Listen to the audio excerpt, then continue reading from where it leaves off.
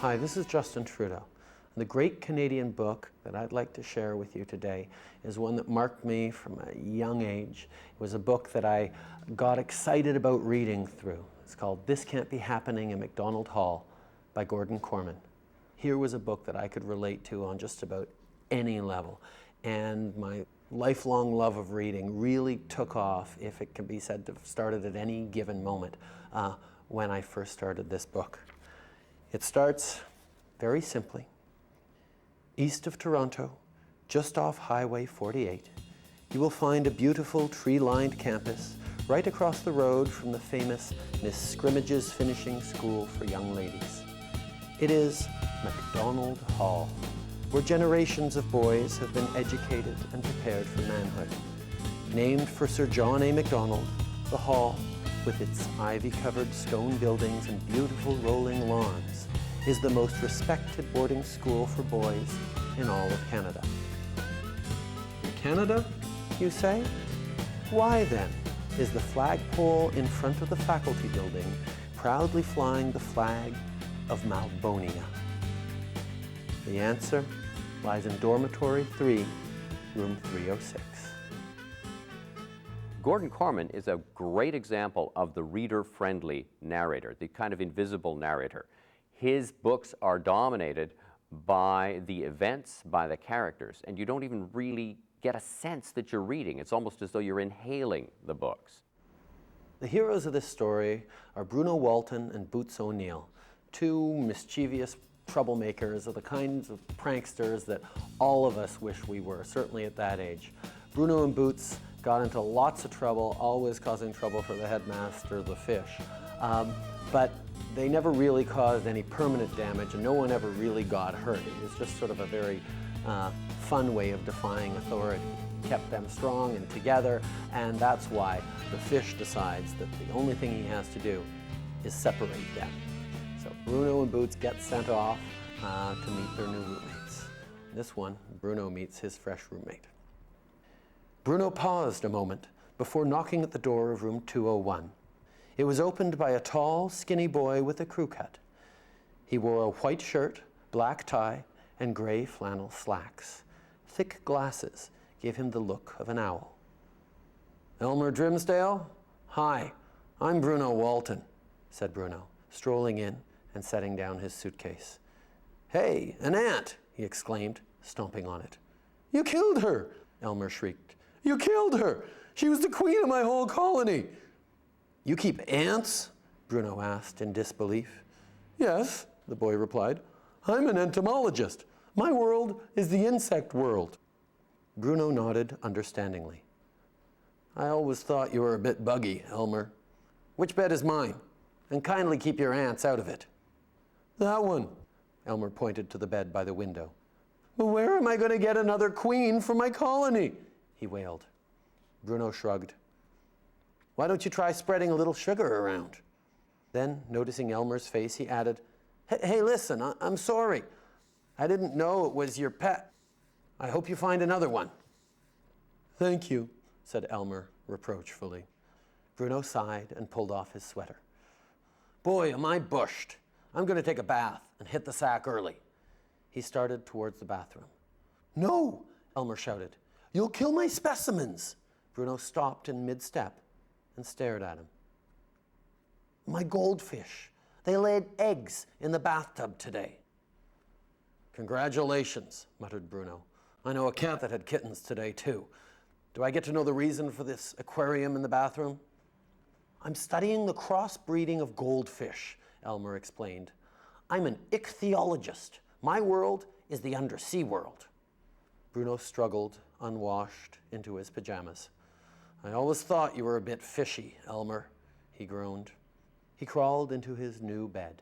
It was exactly the same as his old one, but it felt strange and uncomfortable. The whole room was the same, really, even the dull cream beige paint on the walls. But it didn't feel the same. Maybe it was because of the posters. His old room had been plastered with movie posters, one crude enough it would have been confiscated by the teachers had it not been hidden safely away during dormitory inspections. Elmer's idea of artistic wall decoration was a labeled diagram of the Pacific salmon. Bruno sighed.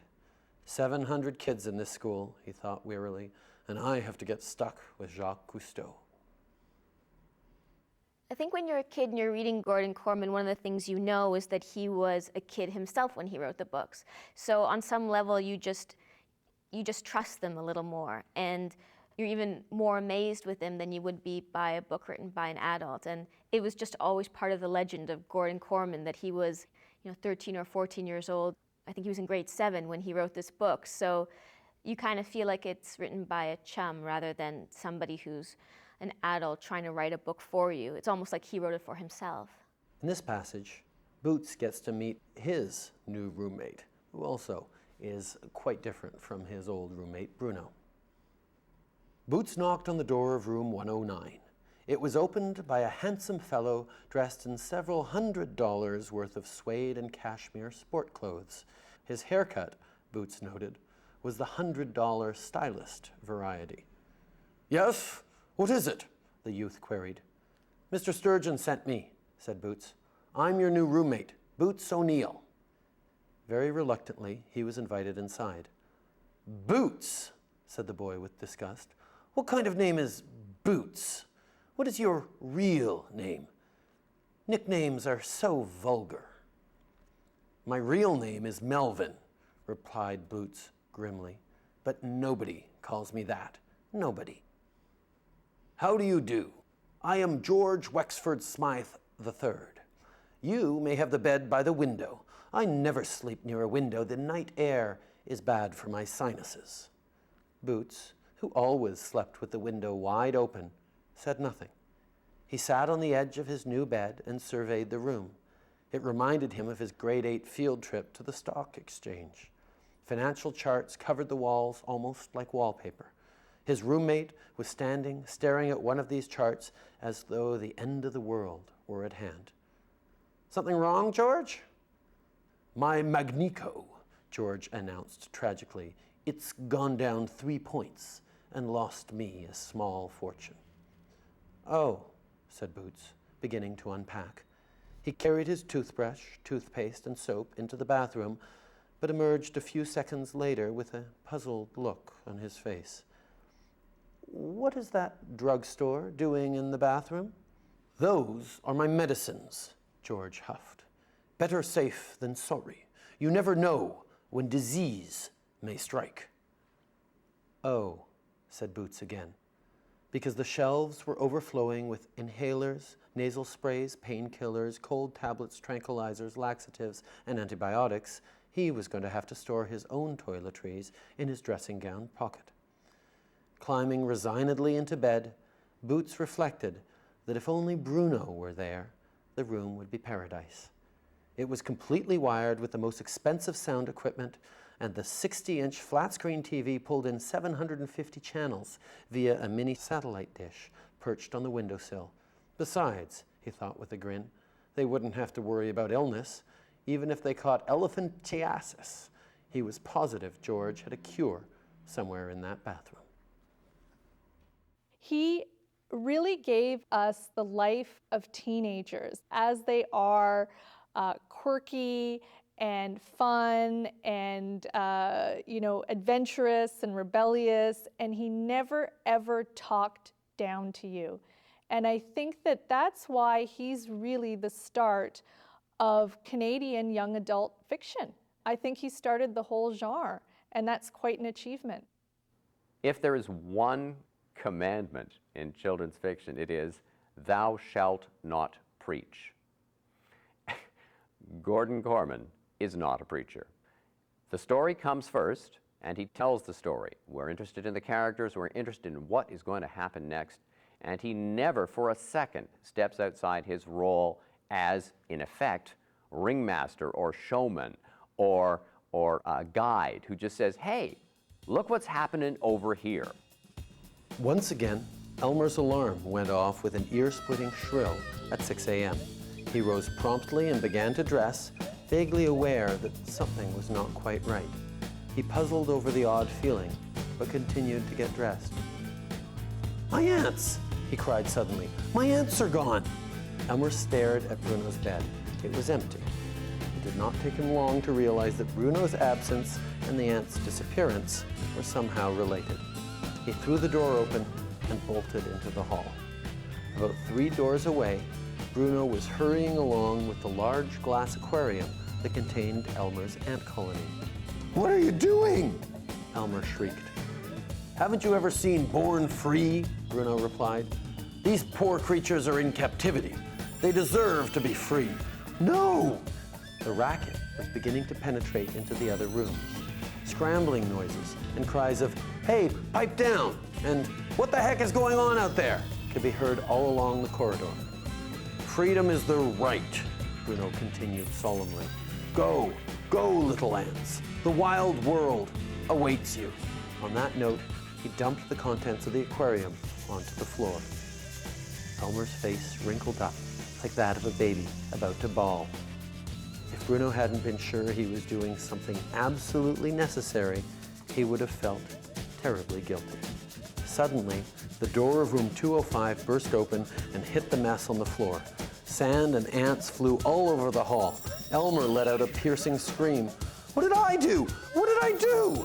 Asked Perry Albert. I just came out to see what was going on. I'm going to see Mr. Sturgeon, Elmer raged. Perry was dumbfounded. Please don't, he pleaded. I didn't mean to open the door. From room 203, a shoe came flying into the hall.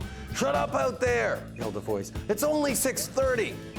They're getting away, Elmer wailed. It was true. Ants were scurrying in every direction. What's going on? Asked a sleepy voice from 211. Stampede, Bruno yelled. By this time, he was enjoying himself immensely. All I did was open the door, Perry kept insisting. More doors opened.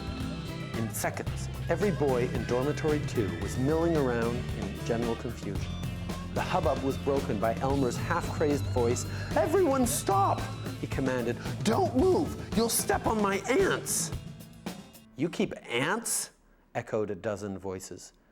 He's an entomologist, Bruno intoned. His world is the insect world. Help me, Elmer pleaded. Help me get them back into the aquarium.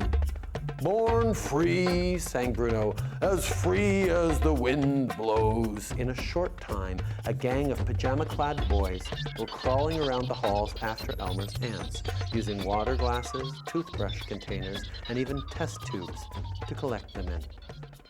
Kid writers have to care about being kids. They have to be kids themselves. If you cannot get inside the head of an 8-year-old girl or a 14-year-old boy or a toddler, if you cannot be there yourself, you should not be writing children's fiction. Gordon Korman is really good at getting inside a 13, 14-year-old boy's head. So all of Bruno's stunts and pranks to try and get Elmer to complain enough to get him kicked out of his room, kicked out as a roommate, didn't quite work. So Bruno and Boots pushed it a little further and a little further, till at one point they might have gone too far. Elmer Drimsdale, head down and feet dragging, returned to his room and flopped down on his bed. What's the matter, Elm? Asked Bruno, bursting with curiosity. Aren't you going to crack the old books? Books? Sobbed Elmer. What's the point? I've been expelled. Bruno's normally ruddy face turned chalk white. What? They can't do this to you.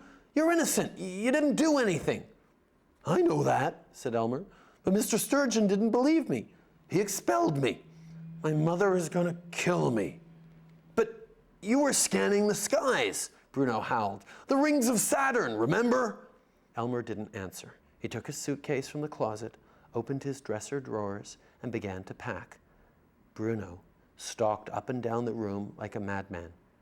You don't have to pretend that you're upset just to make me feel better, said Elmer sadly. I know you hate me and will be glad to get rid of me. What do you mean, hate you? Bruno cried. I'm crazy about you. I love your ants. I love your goldfish and your plants. I'm absolutely wild about your experiments. I'm a Drimsdologist. My world is the Elmer Drimsdale world.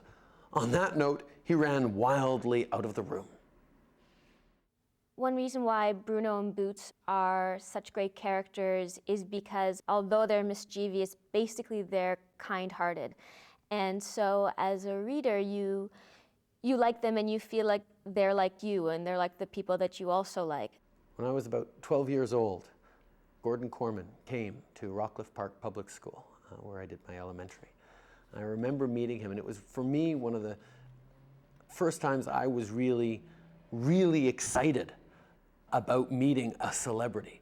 Because of my father, I'd met lots of very important people. But here was someone that I cared about. The idea that I was going to meet the man who'd created Bruno and Boots when he was just a kid was amazing to me. And when I met him, I was awestruck. I sort of shook his hand and mumbled that I really liked his books. And he sort of said thanks and sort of went on and started reading from the book to the assembled kids. But it was, for me, absolutely amazing that here was the guy who'd created these amazing stories that had entertained me so much. The poet Christopher Doda, he actually remembers Gordon Korman coming to his high school at Mayfield High in Caledon. And Gordon Korman is from that area. And so it was a real thrill to have him come in, not just as a successful author, but for all of these young people to see that it was possible to be a writer and to write about high school itself, to write about those experiences that they're having even now.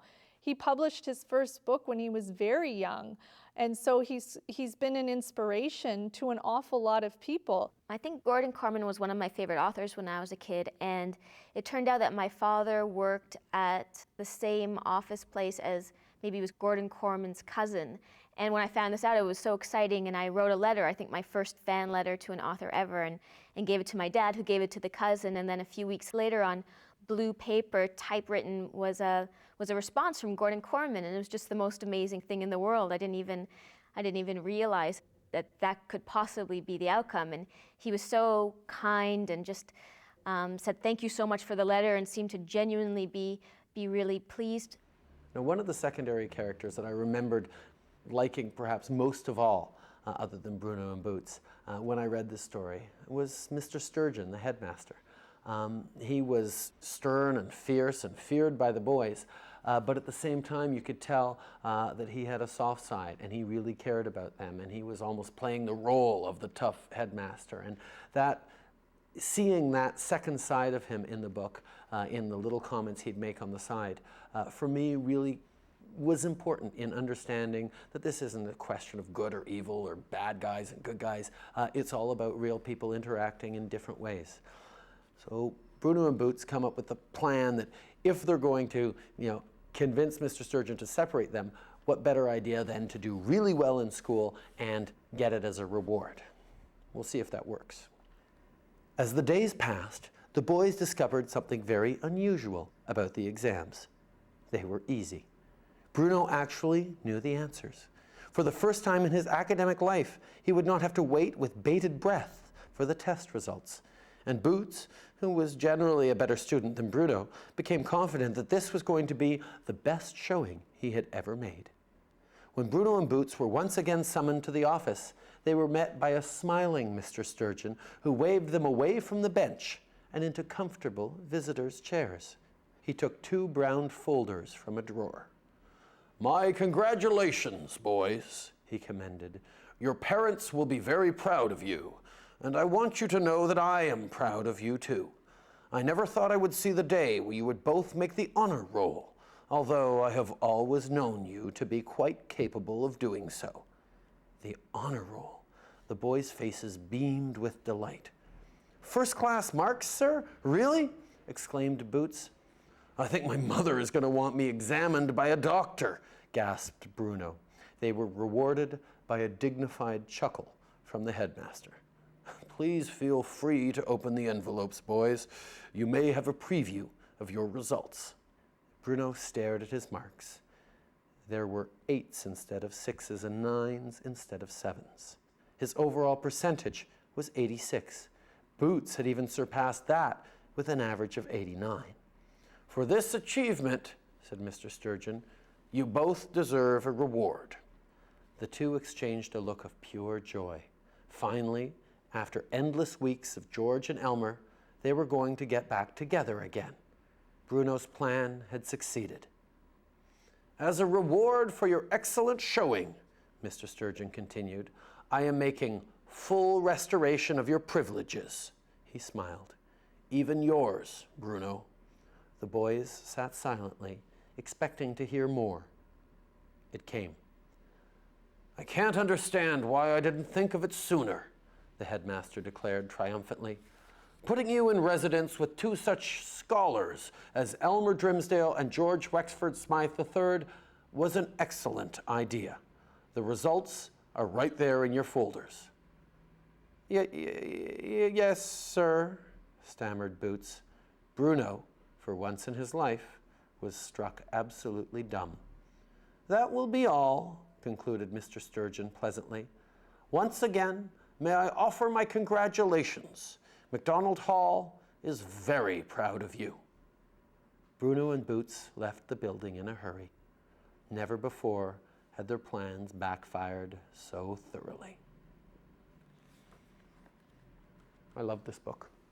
When I was asked to pick a great Canadian book to recommend, I was really stumped for a while. I've read so many great Canadian books that I've loved that picking one was going to be really, really difficult, except when I realized that if I went back to the first Canadian book, first Canadian story that I really loved, This Can't Be Happening at MacDonald Hall came immediately to mind.